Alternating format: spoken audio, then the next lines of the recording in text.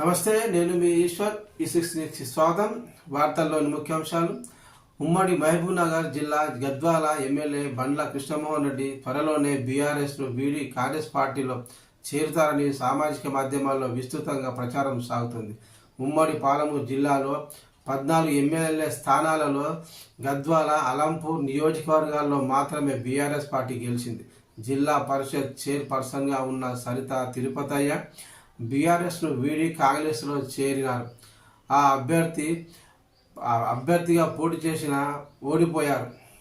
ఈ నేపథ్యంలో గద్వాల నియోజకవర్గంలో ఎమ్మెల్యే బండ్ల కృష్ణమోహన్ రెడ్డి ఉన్నప్పటికీ ప్రభుత్వ కార్యాలయాల్లో, అటు పోలీస్ స్టేషన్లోనూ చెప్పుకోదగ్గ స్థాయిలో పనులు జరగకపోవడంతో బీఆర్ఎస్కు చెందిన పలువురు నేతలు కాంగ్రెస్ పార్టీలో చేరాలని ఎమ్మెల్యేను ఒత్తిడి చేస్తున్నట్టు సమాచారం తెలియవస్తుంది.